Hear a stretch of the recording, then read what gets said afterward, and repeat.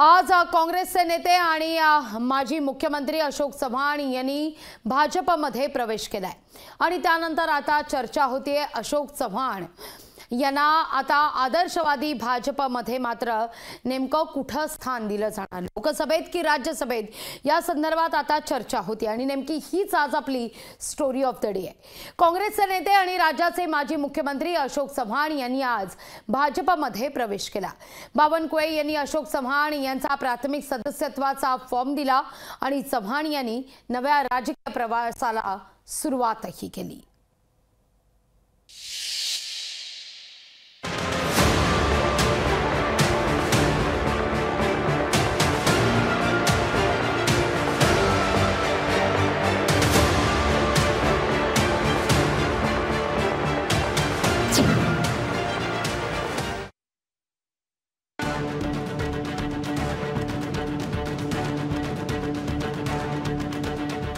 भाजपमध्ये माजी मुख्यमंत्री आणि काँग्रेसचे ज्येष्ठ नेते अशोक चव्हाण आज अखेर दाखल झालेच। पक्ष कार्यालयात पाय ठेवताच आशिष शेलार यांनी अशोक चव्हाण यांना अगदी कडकडून मिठी मारून स्वागत केलं। भाजपा प्रदेशाध्यक्ष चंद्रशेखर बावनकुळे यांनी अशोक चव्हाण यांचा प्राथमिक सदस्यत्वाचा फॉर्म त्यांना दिला आणि त्यावर स्वाक्षरी करून अशोक चव्हाण भाजपवासी झाले। प्रधानमंत्री नरेंद्र मोदी यांच्या नेतृत्वाखाली त्यांची ती स्फूर्ती घेऊन, त्यांची प्रेरणा घेऊन या देशामध्ये राज्यामध्ये चांगलं काम करता आलं पाहिजे, सकारात्मक भूमिका घेऊन पुढील वाटचाल आपल्याला करता आली पाहिजे आणि राज्याच्या देशाच्या प्रगतीमध्ये आपला हात आपण निश्चित योगदान दिलं पाहिजे। या प्रामाणिक भूमिकेतून आम्ही आज या ठिकाणी पक्षामध्ये प्रवेश केला। काँग्रेसची जवळपास 2 पिढ्यांची साथ सोडत अशोक चव्हाण यांनी हाती कमळ धरताच मोदींच्या कामामुळे आपण प्रभावित झाल्याचं म्हटलंय। भाजपला जास्तीत जास्त जागा कशा मिळतील यासाठी प्रयत्न करणार असल्याची ग्वाही देत यापूर्वीही मी कधीही व्यक्तिगत स्वरूपाचे दोषारोप कोणावर केले नाहीत आणि करणारही नाही याची हमी सुद्धा अशोक चव्हाण यांनी दिली आहे।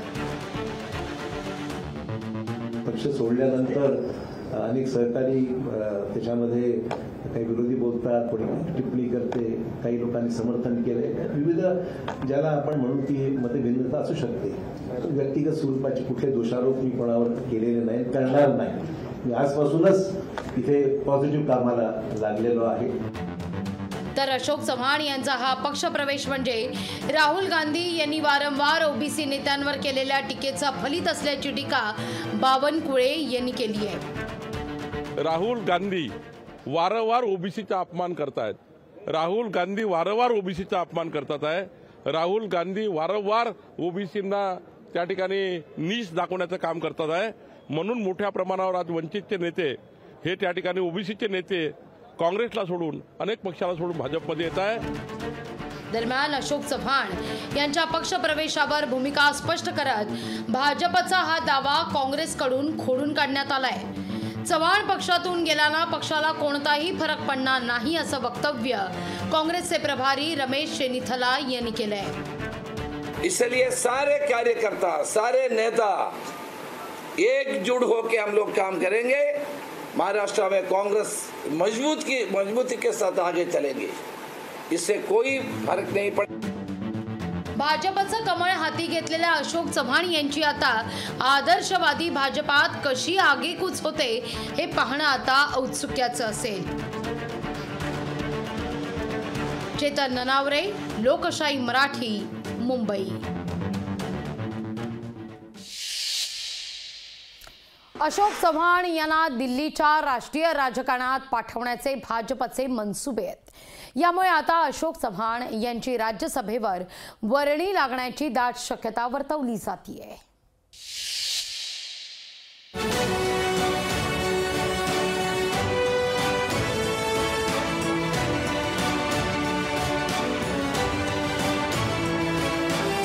माजी मुख्यमंत्री शंकरराव चव्हाण आणि अशोक चव्हाणांचे हे फोटो नांदेडच्या चव्हाण घराण्याचा डीएनए काँग्रेसचा असल्याचं सांगण्यासाठी पुरेसे आहेत। काँग्रेस म्हणजे चव्हाण आणि चव्हाण म्हणजे काँग्रेस असं समीकरण होतं। शंकरराव चव्हाणांना काँग्रेसनं 2 वेळा मुख्यमंत्री पदाची संधी दिली।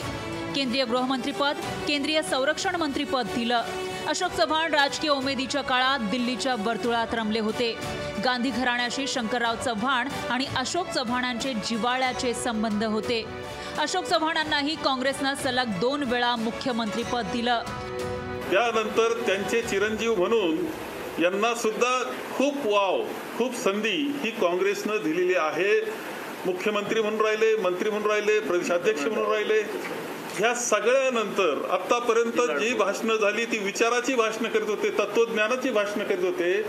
आता काँग्रेसच्या तत्वज्ञानामध्ये कोणता असा दोष निर्माण झाला की त्यांनी काँग्रेस सोडावी?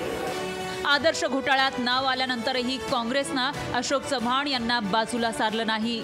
अशोक चव्हाणांना जेव्हा याबाबत विचारलं तेव्हा त्यांनी आपणही काँग्रेससाठी खूप काही केल्याचं सांगितलं.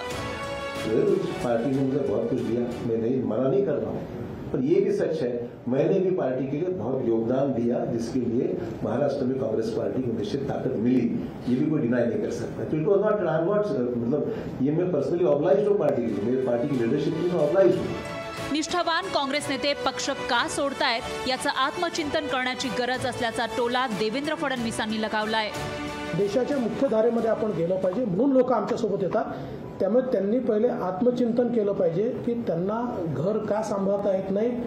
ज्यांनी काँग्रेस मोठी केली, ज्यांनी आपलं सर्वस्व काँग्रेसला दिलं, असे नेते का आपल्याला सांभाळता येत नाही असं आत्मचिंतन त्यांनी केलं पाहिजे. राजकारणात वेळ आली की निष्ठा गुंडाळून ठेवाव्या लागतात. याचं आदर्श उदाहरण म्हणजे अशोक चव्हाण. पक्षानं 2 वेळा मुख्यमंत्रीपद दिलं, अनेक सत्तापदं दिली, पण जेव्हा पक्षाला देण्याची वेळ आली तेव्हा अशोक चव्हाणांनी आपला वेगळा मार्ग निवडला. नारायण राणेंनी काँग्रेसमध्ये असताना अशोकाचं झाड कोणाला सावली देत नाही असं केलेलं वक्तव्य किती योग्य होतं अशी चर्चा काँग्रेस नेत्यांमध्ये सुरू झाली आहे.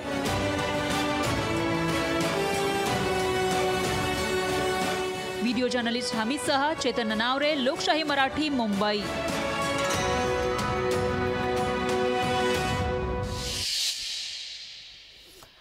अशोक चव्हाण यांना एकेकाळी मुख्यमंत्रीपद गमवावं लागलं.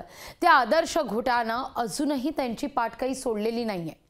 चव्हाण यांच्या भाजप प्रवेशादरम्यान कुणीही आदर्श घोटाळ्यावर प्रश्न विचारू नये असा भाजप नेत्यांना वाटत होता. अशोक चव्हाण यांनीही आदर्शवर सारवासारव केली.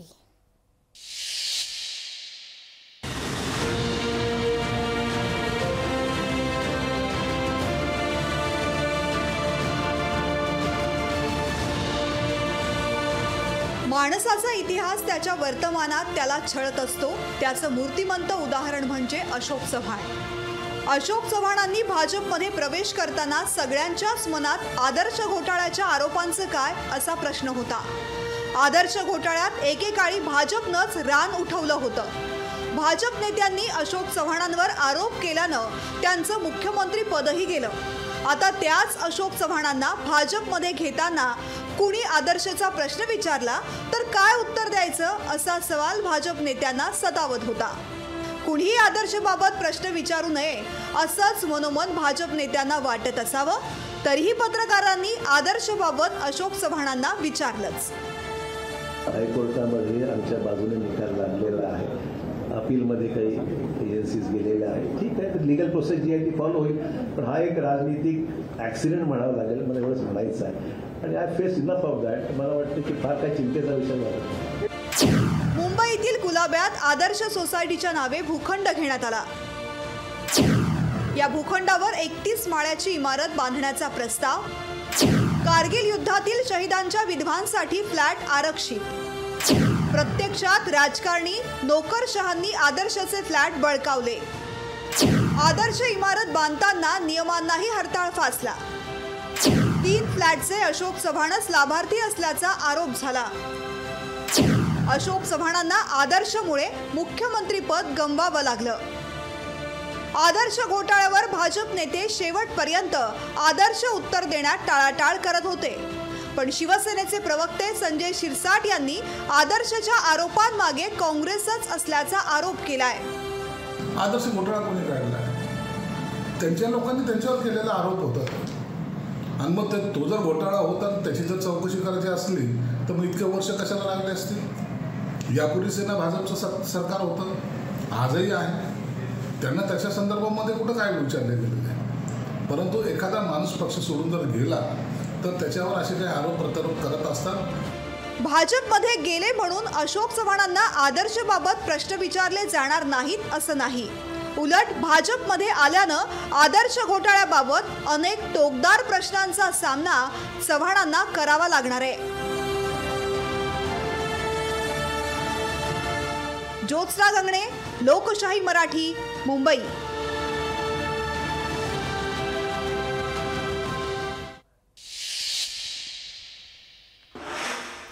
अशोक चव्हाण यांना दिल्लीच्या राष्ट्रीय राजकारणात पाठवण्याचे भाजपचे मनसुबे आहेत. यामुळे आता अशोक चव्हाण यांची राज्यसभेवर वर्णी लागण्याची दाट शक्यता देखील वर्तवली जाते.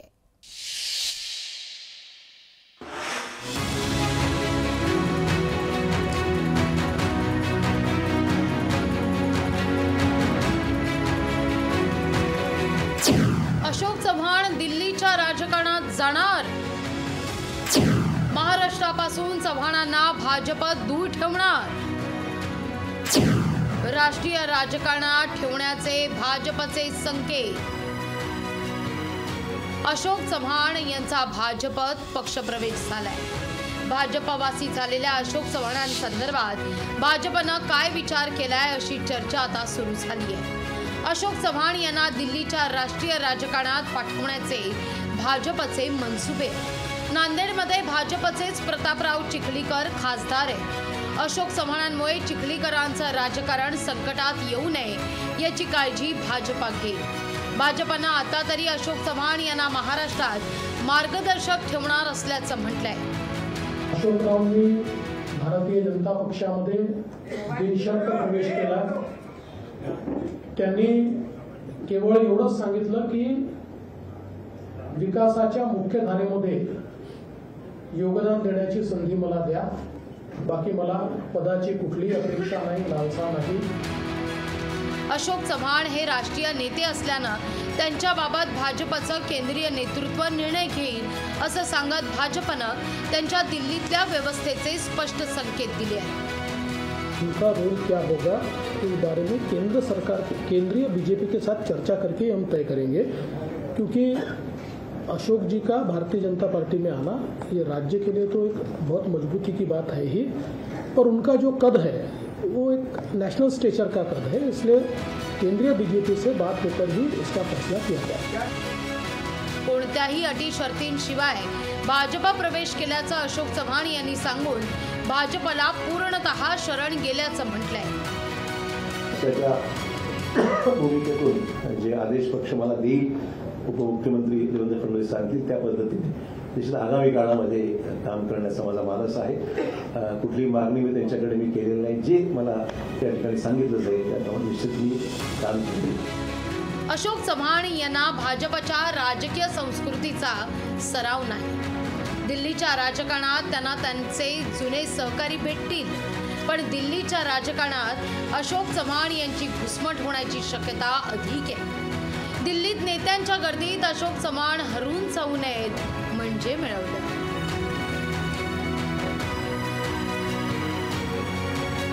रोहित कांबळेसह चेतन ननावरे, लोकशाही मराठी, मुंबई. लोकशाही मराठी ऐका, पहा, जागरूक रहा.